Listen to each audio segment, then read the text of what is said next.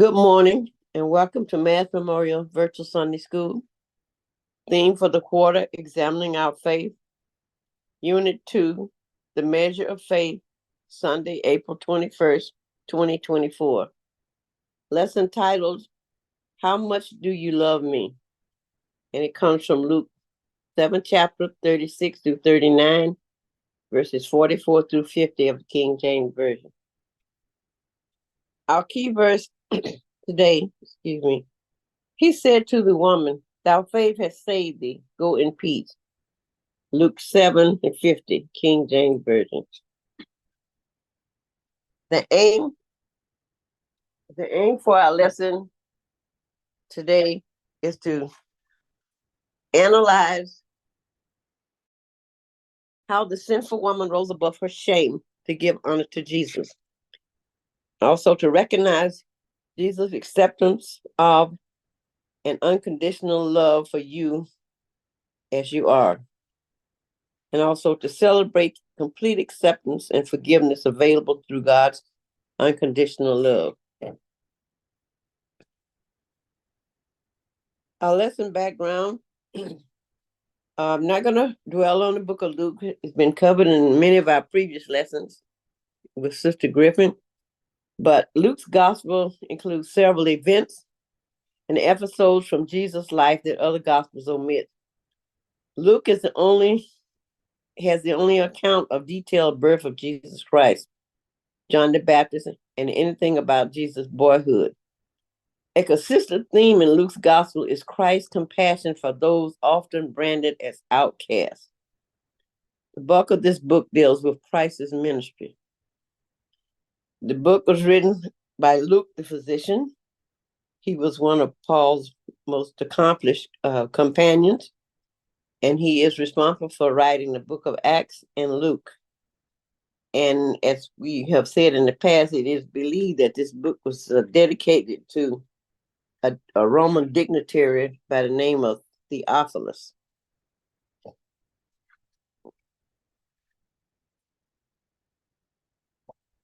As we continue with our lesson, in our lesson, we will find today a Pharisee by the name of Simon. Simon invited Jesus to dinner, but Pharisees would often have ulterior motives for finding fault with Jesus and gathering evidence to use in their growing plot against his ministry. Simon's motive is not given, but the way he treated Jesus showed that he was not hospitable. We know that the religious groups in Israel at the time included the Sadducees and the Pharisees. The Pharisees were the group that was considered to be wealthy, and the Sadducees were basically the high-powered priest that was responsible for sacrifices. And they really were about doing things for themselves. But the Pharisees was a group of people who liked to brag about what they were doing. So in our lesson, we will see that Simon responded as a true Pharisee. And he didn't express it, but Jesus knew what was in his mind. Another lesson background that we'll cover is the tradition of a host. And we know a host is supposed to express hospitality. And that means to display the gospel by using your home for the good of others. And it allows us to deepen discipleship relationships. And it should also help us to realize that people are more important than things. And this is carried out throughout our lesson. Also in our lesson, there's a woman mentioned, and she's called the sinful woman. We do not know what her sin was, but she was known from the community standpoint. It was her hospitality and faith response to Jesus that caused her sins to be forgiven. She could then leave Simon's house and go in peace. But this woman was quite exceptional. First of all, she brought to Simon's house an alabaster jar. An alabaster jar in the olden days was a symbol of wealth, and they usually contained very expensive oils and ointments or perfumes. We know that perfumes are very, very expensive because they contain a high percentage of the real oil for that particular perfume. And also mentioned in our lesson background are tears. Tears represent sorrow and sadness. And this woman washed Jesus' feet with this alabaster ointment and shedded shedded many tears. The washing of the feet, usually Jesus also demonstrated this with his disciples as a servant, but it was used in household hospitality. And it was looked upon as an act of religious purification and cleansing. And Jesus taught that this act represents kindness and humbleness toward others. But just more than that, just if you think about this area, hot, dry, sandy, and usually there would be water at the door for the guests to wash their feet because they wore sandals, very dirty and dusty. So before entering a house, and the host would provide a pan for their guests to wash their feet. So as we get done with a few of those key words in our lesson background, we will move to our scriptures. And it's interesting, our first scripture has the topic, Guess Who Came to Dinner? And we know there's a movie back in the day with Sidney Poitier, I think, that says, Guess Who's Coming to Dinner? So our scriptures are from Luke 7 chapter 36 through 38. And I'm going to read 36 through 38 first and discuss those as I go after I finish reading. Luke 37:36. And one of the Pharisees desired him that he would eat with him. And he went into the Pharisee's house and sat down to meat. Luke 7:37. And behold, excuse me, a woman in the city, which was a sinner, when she knew that Jesus sat at meat in the Pharisee's house, brought an alabaster box of ointment. Luke 7:38. And stood at his feet behind him weeping, and began to wash his feet with tears, and did wipe them with hairs of her head, and kissed his feet, and anointed them with the ointment. Okay, this is a very strong act of love, an act of compassion, and an act of faith. It back in the day, Pharisees did not associate with sinners, and they believed that if they did, they would be considered unclean. But when Simon invited Jesus to his house, he had some other motive in mind. Basically, gathering evidence against Jesus, because we know in the end, the Pharisees and Sadducees kind of had the last word on Jesus being put to death. And it says when she found out that Jesus was coming to Simon's house, she made a way to get there. And obviously, this means that she must have heard him somewhere else. She must have heard talk of him, or she heard him speak somewhere else. So when she found out that Jesus was at Simon's house, she went to Simon's house. She was not invited because Pharisees don't associate with sinners, especially those known in the community. But what she did, she came to Simon's house and brought this alabaster jar of ointment. Now, if you think about the value of this ointment in today's world, if you consider the fact that it might have been 30 to 40% oils, because perfume is a combination of oils and alcohol. And most of the time, what we buy in the store is not perfume. Most of us can't afford perfume. So what we buy is usually 5% perfume. But if you consider that this ointment might have been 30 to 40% perfume, it could have a value as high as $40,000, depending on what the perfume was. So this woman didn't bring the cheapest that she could bring. She brought the very best. She brought the most expensive, excuse me, for Jesus, for when she met Jesus. And what she did, she was so taken aback by him and the work that he was doing that she began to weep. And she used her hairs to dry his feet, kiss his feet, and then she anointed it with um with the oil from the alabaster jar. And when Simon saw this, he definitely was not going to have anything to do with this woman. And so she disregard first of all, she disregarded culture protocol because she wasn't even allowed to be in the presence of Pharisees and Sadducees. But she was there to show how much she loved Jesus. And so um, Simon really felt like he had no respect for this woman. He had no respect for sinners and those that he considered himself to be above. So he wouldn't even touch the woman and probably didn't offer her a seat. But she just, it's like she barged in just to pay her respects to someone that she loved. As we continue with verses 39, a study in contrast and subtitle, What Difference Does It Make? Luke 7:39, verses 44 through 50. We're going to do two verses, Luke 7:39 and Luke 7:44. And I'm going to read those verses. Now, when the Pharisees which had bidden him saw it, he spake within himself, saying, This man, if he were a prophet, he would have known who and what manner of woman this is that touches him, for she is a sinner.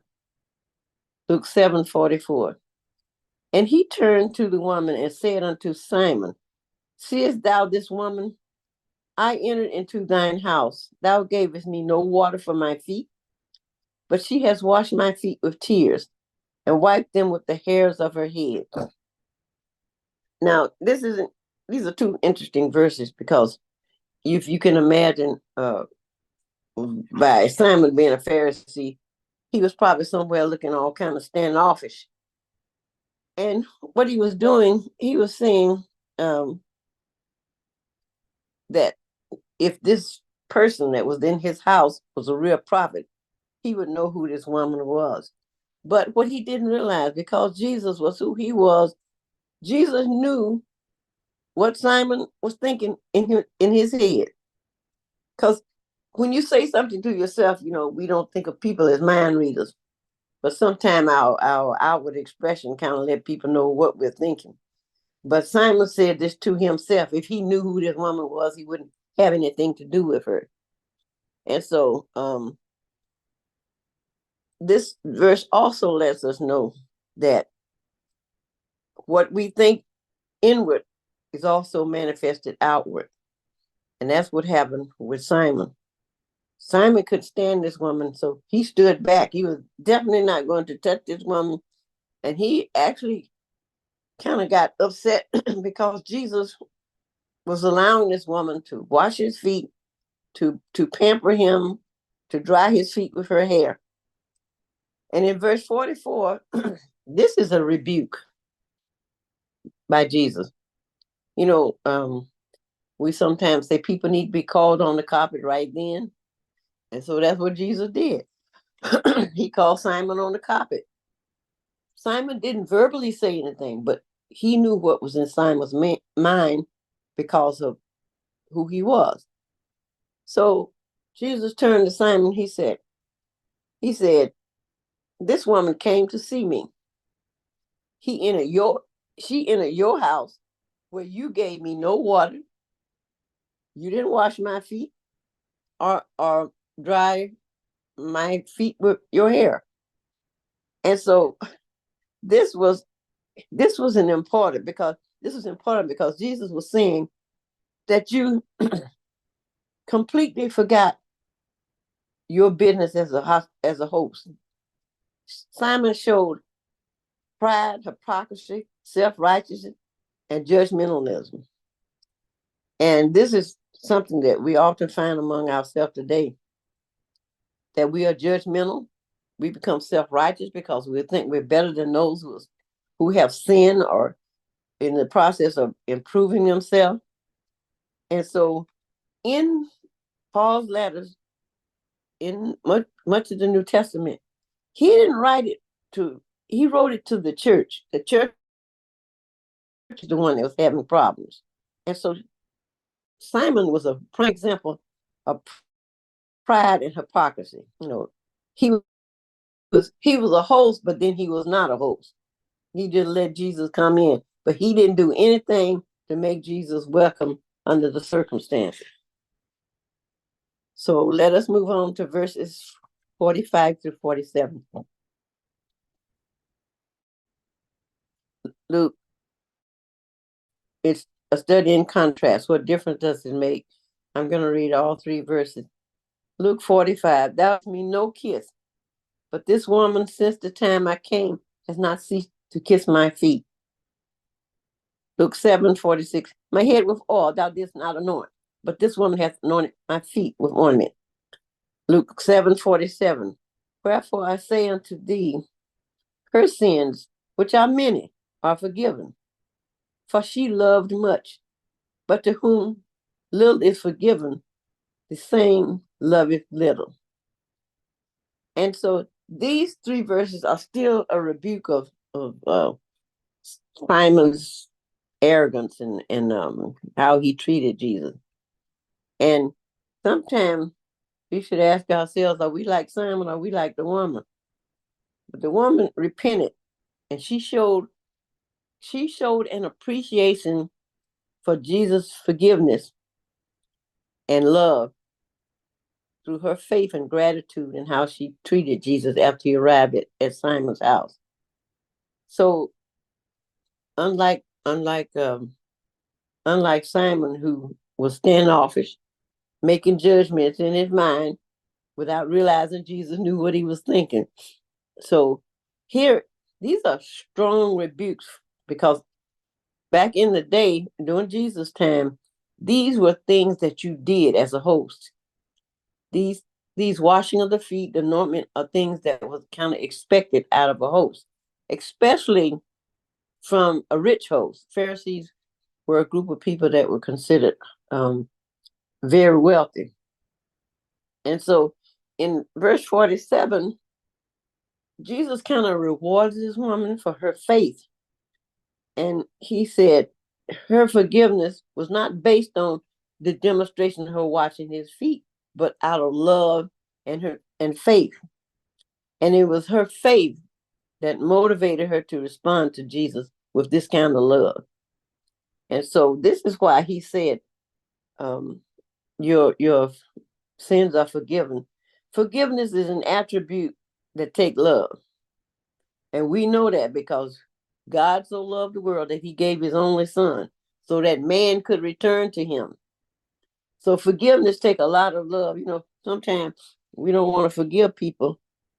It's better to hang on to it and admit that we have flaws or we love that person, but we don't want to forgive them. And so many people are miserable because of their inability to forgive. And in this lesson, in a few verses, it says many people can't bring themselves to face that inner change. And when you forgive others, it brings about a change in inner peace. And so in today's language, we oftentimes, as people, we like to do like the Pharisees, collect evidence, have something to talk about, and just keep building. And sometimes the weight gets really heavy. It will weigh you down. You can't keep accumulating fault and finding fault. And so that's what Simon the Pharisees were doing. He was making a case by being standoffish. He was letting Jesus know that he did not approve of what he was doing. And we find this throughout Old Testament. They didn't want him to heal the sick on Sunday, on Sabbath, on the Sabbath. They didn't want him to get the animals out of the trench if the animals in the trench. They didn't want him to do anything on Sabbath. They were so steeped in the Mosaic law that they had not yet grasped the act of compassion and love, no matter what the law was. So here again, this lesson is a prime example. And so in verses 48 through 50, I'll read verse 48. And he said unto her, thy sins are forgiven. Verse 49, Luke 7:49. And they sat at meat with him, began to say within themselves, who is this that forgiveth sin also? That is a huge statement in this lesson. Luke 7:50. He said to the woman, thy faith has saved thee, go in peace. This is still part of the rebuke, but this is also a gift to this woman for what she believed and for her faith and her love. And he told her, your sins are forgiven. And he didn't, as I just said a few minutes ago, he didn't forgive a woman because of her physical acts. It actually was based on her spiritual act of faith. And in many of our lessons ahead of us, we'll look and see how faith played a role in justification of salvation. And so here again, this woman who was a sinner, was not a Pharisee, was not rich. We don't know what her sin was. We don't know how she was looked upon in the community. All it says that she was a sinner. And so after Jesus had rebuked Simon, they sat down to eat. But here again, going through Simon's mind, you can imagine sitting at the table, somebody down at the end said, who do they think they are? What are they doing here? What are they talking about? That was the kind of attitude Simon had. Who does this man think he is that he can forgive sins also? That was a huge mistake for Simon to say, because it reveals that he had ulterior motives for inviting Jesus. Because, ultimately, I think Jesus was accused of blasphemy by the Pharisees and the Sadducees, declaring that he was the Son of God. And so here again, they're saying, well, how can he forgive somebody's sin? He just was a prophet, or, they took the attitude that they were so pure and self-righteous that they had a right to question Jesus about, why do you have the right to forgive somebody's sins? And actually, had Simon really been a believer, he might have had a different attitude. And this would not have been an issue for him.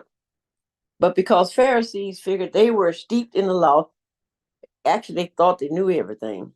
And so this was an act that really upset Simon. And I imagine when Jesus left, he called his group together and told them what had happened. That's just how people do when they have ulterior motives. They'll get on the phone and call up 5, 6 different people and have some kind of ulterior response. But this is what Simon was sitting there thinking. I mean, who do he think he is, going to forgive somebody of their sins? And so he really didn't understand who Jesus really was. Because this is the second instance that he was thinking something and Jesus knew what he was thinking. And Simon just said to himself, I don't understand this man. And so he couldn't quite grasp the fact that Jesus would associate with this woman. And so there again shows a lack of Simon's confidence in who Jesus was.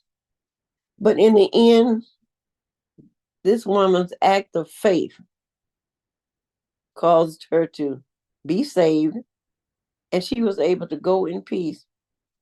And this lesson also lets us know that God sees and weighs every motive in our heart and honors our act of righteousness that is done out of love for him. Oftentimes we think things, but we don't think anybody know. But you got to remember, God knows our heart, and when He knows when you, as in this day and age, we say He knows when we're faking it. We might fake it with other people, but He really knows who we are from inside out. And oftentimes, somewhere down the line, the true self will always manifest itself. If you're not for real, it will show up in your words, actions, or deeds. And so we know that he showed how he felt because he didn't, in other words, he didn't want to have anything to do with this woman. And he probably was very standoffish with Jesus after this woman had touched him. We don't know how he responded to Jesus after the fact. But we do know that he was not one for allowing sinners to touch them. It's like when you see people on the street, just imagine you the rich man, you might throw $1 out, but you don't want that person to touch you. You don't want nothing to do with that person. Because we're judgmental. We like to judge other people, especially when we think we have arrived or we have achieved this high proponent of faith and understanding. But this lesson lets us know that, you can be rich and famous and loyal and political, but if your faith is not in Jesus Christ, then you really are a sinner. You're lost. And what you have achieved doesn't count for anything. So we need to ask ourselves, are we going to be like Simon? Or are we going to be like the lady? And you'd be surprised. We have a lot of tendencies like Simon, especially some people who have decided they're better off. And it becomes a sad situation. And it does happen that Christians take that attitude. Ministers take that attitude. Stewards, missionaries, superintendents take that attitude. We get that holier than thou attitude and really forget about what our job is to serve others and worship God through our faith by showing love to others. This lesson has some practical applications for today. And this is one lesson that was directed to the Jewish religious leaders, the Pharisees and the Sadducees. So today we can direct this story to Christians and others who have become Jewish members. It's interesting that so many of Paul's letters were written to the church. Everything was going on in the church back then. He would leave and go off on his journey. They get to fussing about Gentiles coming in, making more stipulations, making them abide by the Mosaic law and the Jewish tradition. None of this was what Jesus was about when he came. He was about service, compassion, and truth. And so these Pharisees and Sadducees got to the point that their ideas was becoming truth. It's kind of like the lie becomes the truth and the truth becomes the lie in this day and age. And we've seen that over the last 2 years. A lie has been, people have just bought into a lie. And sometimes you get to the point you don't know what's truth and what's a lie. So this lesson lets us know that we need to stop and think sometime about how we perceive things and don't let our position misguide us and misguide others because we have set forth that this is the truth because I said it. This is the truth because I've been in that position for 45 years and it's the way we've done it. So you account for that as a truth. It's not what Jesus was about. So the dangers of judgmentalism, as we see Simon's response to the sinful woman, is that it compels some Christians to elevate their convictions to a biblical truth. And this is what I just got through talking about. And so we often don't have to speak our negativity because our action does that for us. So sometimes we fail to see our flaws because we're arrogant and prideful. And as the old saying, pride goes before destruction. And so the Pharisees back in the day were applying their own ideals to the Mosaic law and the Jewish tradition. And if you look around and see how many churches we have under the roof of Christianity, that's a result of people differences. There's one basic thing that should unite all Christians, that's their faith in Jesus Christ and his death, burial, and resurrection. But because we have allowed tradition to come in and set forth, you have to wash your feet today, you have to do this next week, you have to do this on Wednesday. All of these different things have caused us to have different, I don't want to say denomination, but different groups of Christianity, different orders of Christianity. It could be Baptist, Methodist, Lutheran, all of these things because of people differences. And if you can imagine if there were just one church, it should be just one church, one faith.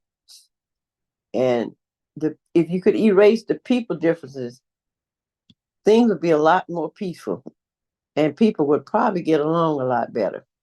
And oftentimes, we said we need to grow our church, but you can't grow the church if you are there disputing and acting up and fussing and going on within the church. People don't want to come to see that. They see that in the street. And they don't want to see that out of so-called Christian leaders. Doesn't have to be just members. It can be pastors. It can be bishops. It can be presiding elders. But people don't want to see that. They want to see an example of our faith and our compassion and our love. Just like the woman who showed faith, compassion, and love in Jesus. And so, as a result, we must not be so quick to condemn and judge others without looking at ourselves first. And as I said in our lesson, this is why Jesus rebuked Simon, because he knew how he had been received by Simon. And if you go to somebody's house, you expect to be treated as a guest with good hospitality. And if you go to somebody's house, they don't offer you any water. They don't say sit down. They meet you at the door and say, you can't come in. Or, I don't deal with people like you or whatever. So we need to think about ourselves and look at ourselves first. And because, as I said in our lesson, just like Jesus knew what Simon was thinking, he know what we're thinking too. And so to receive people in your home back in the day was fine. It was okay. So what I'm going to do, I'm going to bring this lesson to a close. And we don't like to receive people in our home, but this was a tradition. So as we go through the week, let's keep this lesson in mind and keep our hearts and actions in the right place. I'm going to ask that you please join us for our virtual presentation each and every Sunday. Thank you.